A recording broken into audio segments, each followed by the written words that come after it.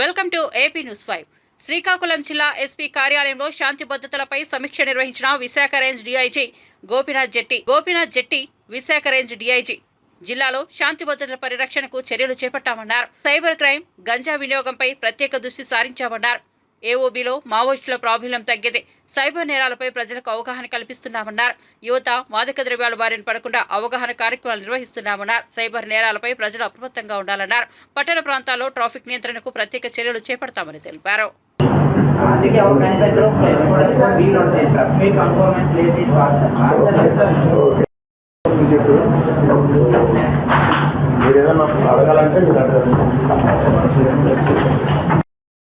విజిట్లో భాగంగా శ్రీకాకుళం జిల్లా రావడం జరిగింది. శ్రీకాకుళం జిల్లా ఎస్పీ గారు కూడా ఈరోజు మంత్లీ క్రైమ్ రివ్యూ మీటింగ్ పెట్టుకుంటున్నారు. దాంట్లో భాగంగానే ఆఫీసర్స్ అందరితో కూడా ఒకసారి కలిసి వాళ్ళతో ఇంటరాక్ట్ అవ్వాలని చెప్పి నేను రావడం జరిగింది.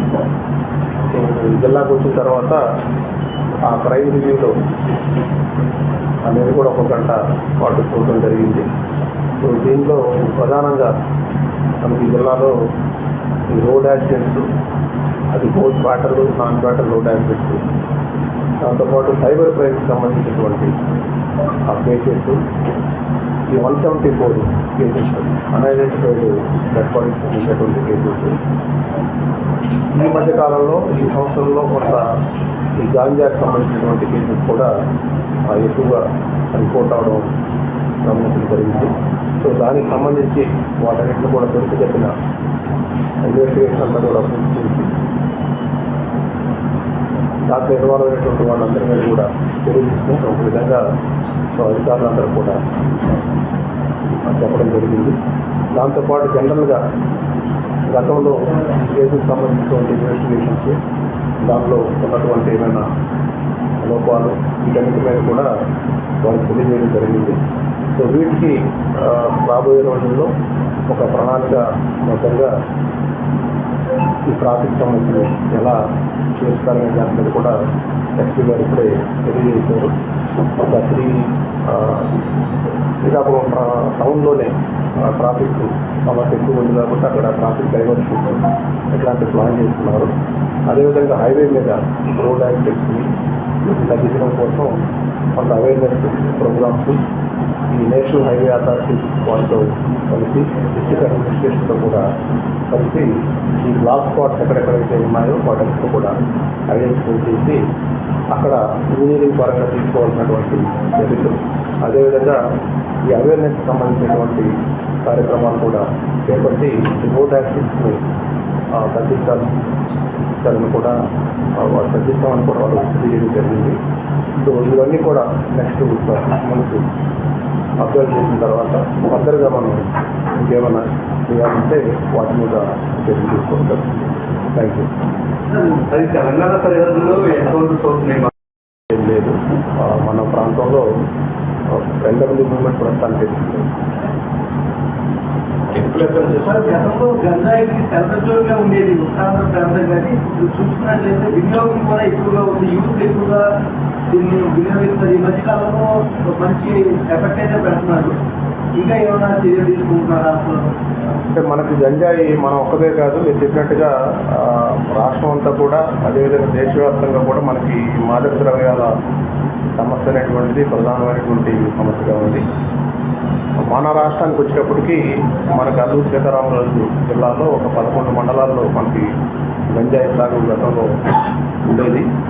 లాస్ట్ 3 yearsలో మనకి దాదాపు 10,000 ఎకరాల్లో ఈ గంజాయి పంటని గుర్తించడం, దాన్ని 3 సీజన్స్లో డెస్ట్రాయ్ చేయడం కూడా జరిగింది. సో దాన్ని ఎఫెక్టివ్గా హ్యాండిల్ చేయడం కోసం అని చెప్పి ఈ బహుముఖ ప్రణాళిక ద్వారా దాన్ని చేపట్టడం జరిగింది. దాంట్లో ప్రధానంగా ఎక్కడైతే ఈ గంజాయి కల్టివేట్ చేస్తున్నారో ఆ ప్రాంతాలని ఐడెంటిఫై చేసి అక్కడ ఉన్నటువంటి రైతులకి ఈ ఆల్టర్నేటివ్ సీడ్స్, అంటే వేరే ప్రత్యామ్నాయ పంటలను పండించుకోవడం కోసం అని చెప్పి ఒక దాదాపు 10,000 ఎకరాల్లో వాళ్ళకి డిస్ట్రిబ్యూట్ చేయడం జరిగింది సీడ్స్ అని కూడా. రెండవది వచ్చేటప్పటికి ఈ గంజాయి డిస్ట్రిబ్యూషన్, ట్రాన్స్పోర్టేషన్ చేసేటువంటి వాళ్ళని ఐడెంటిఫై చేయడం, వాళ్ళ మీద ఇప్పటికే దాదాపుగా 3,200 కేసెస్ నమోదై ఉన్నాయి. చాలామందిని అరెస్ట్ కూడా చేయడం జరిగింది. దాంతోపాటు ఎవరైతే అక్యూజ్ రెగ్యులర్గా మిగతా కేసెస్లో ఉన్నటువంటి అక్యూజ్ కూడా వాళ్ళ నెట్వర్క్ అంతా కూడా బ్రేక్ చేయడం, వాళ్ళకి ఎక్కువ పింక్ కానీ ఎవరైనా ఉంటే వాళ్ళ మీద కూడా చర్యలు తీసుకోవడం జరుగుతుంది. దాంతోపాటు ఎక్కడైతే కన్జంప్షన్ ఎక్కువగా జరుగుతూ ఉందో వాళ్ళకి అవేర్నెస్ ప్రోగ్రామ్స్ కూడా ఎక్కువగా క్రియేట్ చేయడం కూడా జరుగుతూ ఉంది. దానిలో భాగంగానే మీరు లాస్ట్ థర్స్డే మనకి విజయనగరంలో సంకల్పం అనేటువంటి ఒక ప్రోగ్రాం ద్వారా విద్యార్థులకి స్కూల్స్, కాలేజెస్, అదేవిధంగా మిగతా ఎంప్లాయ్మెంట్ ఉన్నటువంటి ప్రాంతాల్లో కూడా వాళ్ళందరూ కూడా ఈ యొక్క సంకల్పం అనేటువంటి ఒక దీక్ష ద్వారా ఈ మాదక ద్రవ్యాలకు దూరంగా ఉందాము అనేటువంటి ఒక సమాచారాన్ని ప్రతి ఒక్కరిలో కూడా తీసుకెళ్లాలని చెప్పి అవేర్నెస్ ప్రోగ్రామ్స్ కూడా కండక్ట్ చేస్తున్నాం. సార్, అంతర్రాష్ట్ర ముఠాలు చోరీలకు వస్తున్నాయని జిల్లాలో చొరబడ్డాయని తెలుస్తుంది. దానికి ఎటువంటి చర్యలు తీసుకుంటారు? ఈ మధ్యకాలంలో కొన్ని అఫెన్సెస్ జరిగినాయి మన శ్రీకాకుళంలో కూడా. దానిలో కొన్ని గ్యాంగ్స్ కూడా మనకి ఈ మధ్య కొంతమందిని పట్టుకోవడం, కొంత ప్రాపర్టీ కూడా రికవర్ చేశారు. సో దీనికి మనకి ఒరిస్సా, మన బార్డర్లో ఉన్నటువంటి ఒరిస్సా స్టేట్ డిస్ట్రిక్ట్ పోలీస్తోనూ, అదేవిధంగా మన డిస్ట్రిక్ట్ పోలీసులంతా కూడా కలిపి కోఆర్డినేషన్ మీటింగ్స్ కూడా త్వరలోనే ఏర్పాటు చేయడం జరుగుతుంది. సో వీళ్ళందరూ కూడా ఇంటర్ స్టేట్ బార్డర్స్లో ఎక్కువగా ఆపరేట్ చేస్తుంటారు.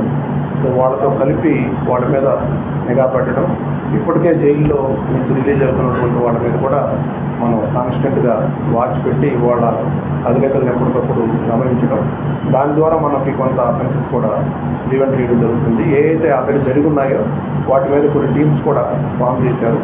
త్వరలోనే వాటిని డిటెక్ట్ చేస్తుంది.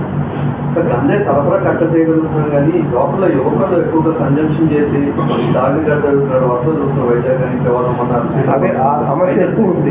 కాలేజీకి వెళ్ళని వాళ్ళు ఎక్కువ మంది ఇష్యూస్లో ఇన్వాల్వ్ అవుతున్నారు. ఈ సమస్య కోసమే మనం పెద్ద ఎత్తున అవేర్నెస్ ప్రోగ్రామ్స్, ఇది ఒక పోలీస్ డిపార్ట్మెంట్ ఒకటే చేస్తే మనం దాన్ని కంట్రోల్ చేయలేము. సొసైటీ మొత్తంలో కూడా అవేర్నెస్